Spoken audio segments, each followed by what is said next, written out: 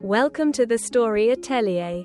Hello everyone. Thank you for joining us here at the Story Atelier, your go-to place for heartfelt stories, inspirational journeys, and meaningful lessons told in the most captivating way. We're thrilled to have you with us today. In this episode, we'll dive into a heartwarming yet surprising tale titled, She Gave Him Food on Christmas. Not knowing he was a billionaire. Sparkles. This is a story about kindness, hope, and how one small act can transform not just someone else's life, but also our own in unexpected ways.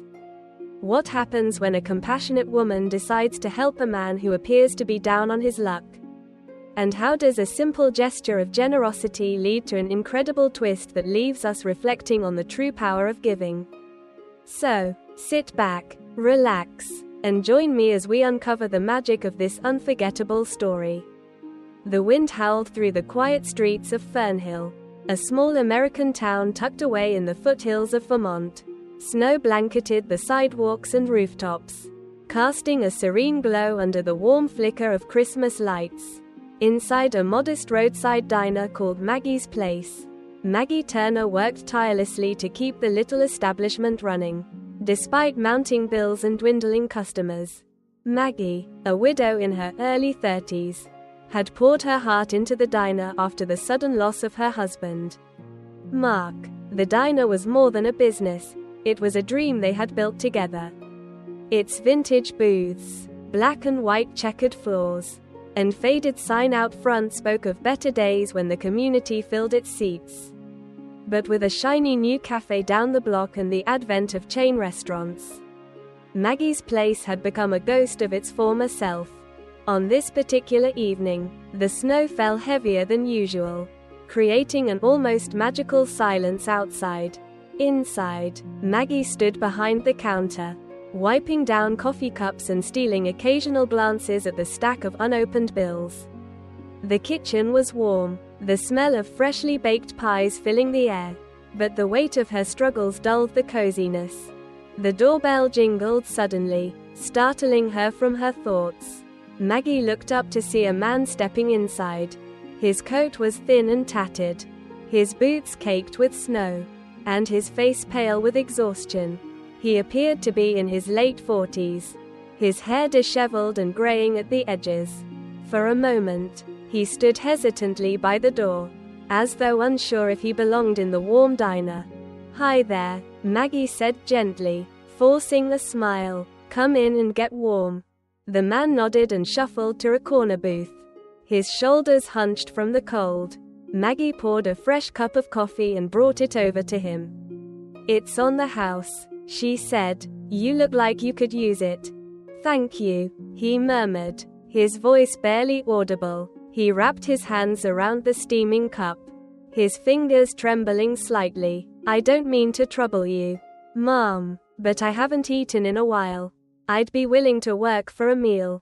Maggie's heart sank. The diner wasn't exactly swimming in resources, but something about his weary eyes and defeated posture tugged at her conscience.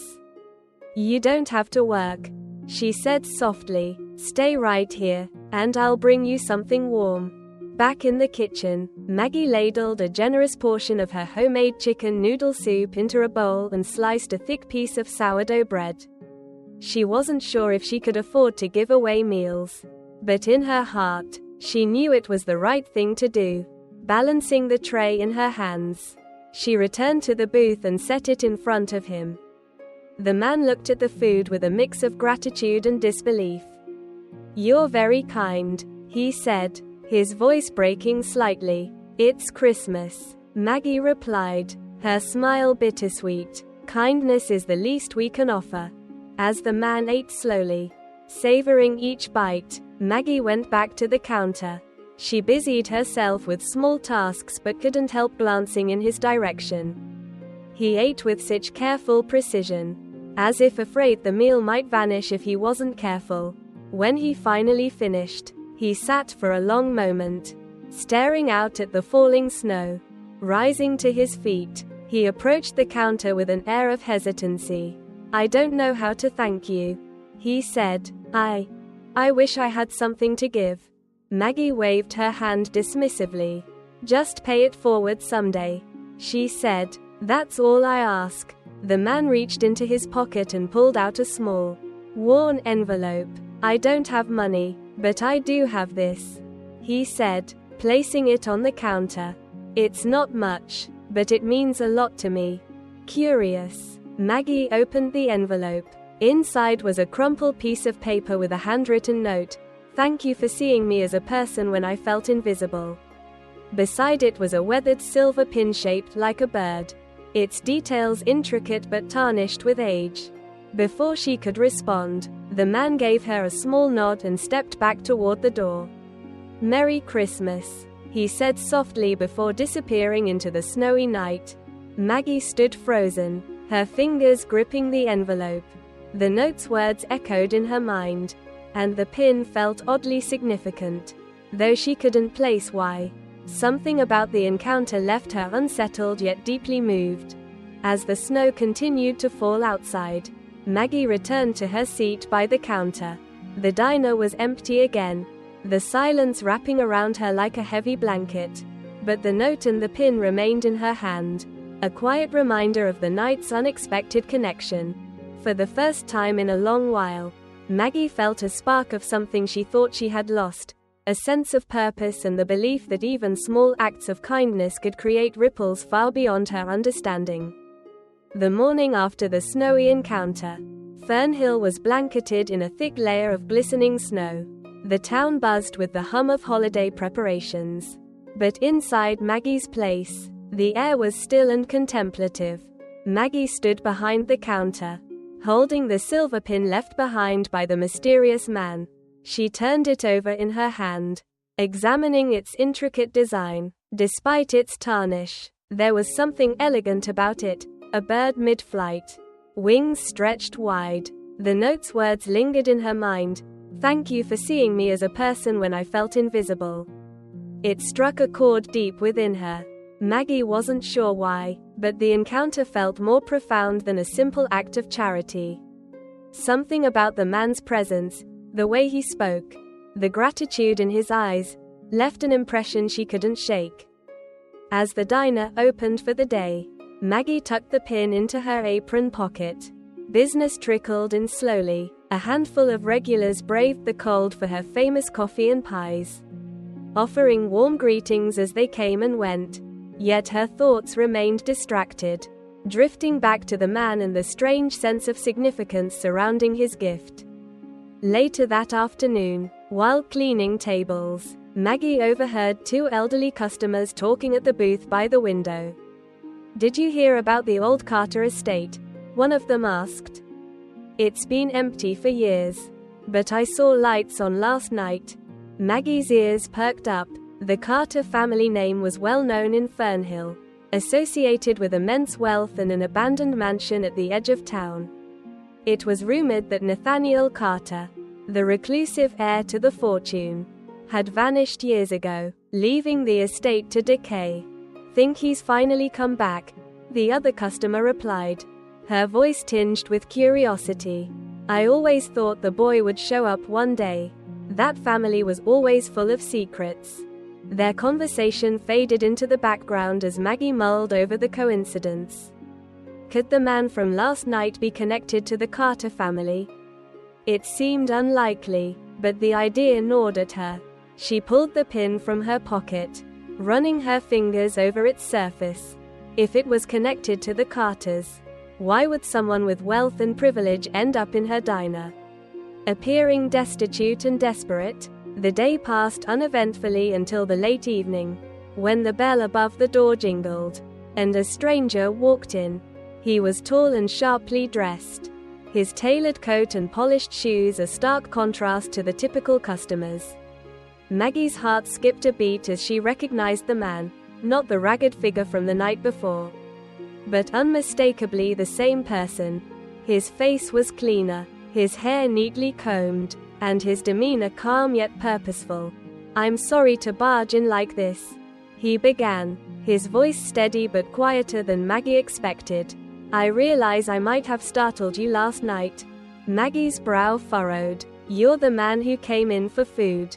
Aren't you? What's going on? He nodded, stepping closer to the counter. My name is Nathaniel Carter, he admitted. I owe you an explanation. Maggie's mouth went dry. The name hit her like a wave. Carter, as in the Carter family? Yes, he said, offering a faint smile, though I doubt I've done much to live up to the name recently. Nathaniel took a seat at the counter, his hands resting on its surface. He began to explain, his voice calm yet laced with vulnerability. Years ago, he had inherited the family fortune but found himself disillusioned with the trappings of wealth. Money has a way of isolating you, he said. I didn't feel like I belonged to the world anymore. So, I left. I wanted to disappear, to see life from a different perspective. He went on to describe how he'd been traveling anonymously, living among ordinary people, searching for something he couldn't quite name. When I walked into your diner last night, he said, I wasn't expecting kindness. I was expecting rejection, indifference. But you reminded me that humanity still exists, even in its simplest forms. Maggie stared at him, her mind racing. The pieces of the puzzle were beginning to come together, but she still struggled to process the truth. But why the pin? She asked, pulling it from her pocket. What does this mean? Nathaniel's expression softened. That pin belonged to my mother, he explained. She used to tell me it symbolized hope, the idea that no matter how heavy the burden, we're always capable of rising above it. I've carried it with me as a reminder. He hesitated, his voice growing quieter. Last night, I felt like I didn't deserve to hold on to it anymore. But you gave me hope again. I wanted you to have it. Maggie felt a lump form in her throat. She didn't know what to say. The man sitting before her, wealthy, powerful, yet deeply lost, had found solace in a simple act of kindness. It was humbling, overwhelming even. You didn't have to give me anything, she said finally. I didn't help you because I wanted something in return. I know, Nathaniel replied, his voice firm but gentle. That's what made it so meaningful. And it's why I'm here now. He reached into his coat pocket and pulled out a small envelope. Sliding it across the counter, Maggie stared at it, unsure whether to open it. What is this? She asked hesitantly. Consider it a thank you, Nathaniel said, for reminding me of what truly matters. With trembling hands, Maggie opened the envelope. Inside was a check, a sum so large it made her heart skip a beat. Her first instinct was to refuse it. But Nathaniel stopped her before she could speak. I'm not trying to buy your kindness, he said. I'm trying to pay it forward. Use it for the diner, for your community, whatever feels right. Just know that you made a difference. Maggie sat in stunned silence, the weight of his words sinking in. She thought of all the struggles she'd faced, the moments she'd questioned whether the diner was worth saving. And now, out of nowhere, a stranger, no, a friend, had given her a lifeline. Nathaniel rose from his seat, his coat draped over his arm. I'll leave you to think it over, he said, but know this, Maggie, you've inspired me to start over, to live with purpose again, and for that, I'll always be grateful. As he walked out into the snowy night, Maggie clutched the pin in her hand. Her thoughts were a whirlwind of gratitude, disbelief, and newfound hope. She didn't know what the future held, but for the first time in years, it felt brighter than ever. The days following Nathaniel Carter's visit felt like a whirlwind for Maggie. The check he left behind was more money than she had ever seen in her life. Enough to pay off the mounting debts and revitalize the diner. But more than the financial relief, it was the renewed sense of purpose that lingered in her heart. News of Nathaniel's unexpected act of generosity began to spread throughout Fernhill. Regulars at the diner whispered about the mysterious visitor, and customers who hadn't been by in months started trickling back, drawn by curiosity and the warm glow of the season. Maggie's place had always been a cornerstone of the community. But now it was becoming something more, a symbol of hope. On Christmas Eve, the diner was bustling with activity. Families filled the booths, laughter and the clinking of silverware filling the air. The smell of freshly baked pies and simmering stews wafted through the room, mingling with the soft strains of Christmas carols playing on the radio. Maggie moved through the crowd with a newfound energy, her apron dusted with flour and a genuine smile lighting her face. At the counter sat a few familiar faces, elderly regulars who had been coming to the diner for years. One of them, Mrs. Delaney, reached out to grab Maggie's hand as she refilled her coffee. "You've created something special here, dear," the older woman said, her eyes twinkling. "It's like this place has come alive again." Maggie smiled warmly. "It's not just me," she replied. "It's everyone who walks through those doors. That's what makes it special." As the night wore on, Maggie found herself thinking of Nathaniel. Despite his enigmatic departure, she felt his presence in every corner of the diner. She wondered where he was and if he had truly found the peace he was searching for. Just as the clock neared midnight, the bell above the door jingled. Maggie looked up, and her heart skipped a beat. Nathaniel stood in the doorway, dressed simply in a wool coat and scarf, a faint smile playing on his lips. He carried a small gift bag in one hand. "Merry Christmas, Maggie," he said as he stepped inside. The room quieted momentarily as heads turned to look at him, but Nathaniel seemed unfazed. He made his way to the counter and took a seat, his presence as calm and understated as ever. "You came back," Maggie said, her voice laced with surprise and relief.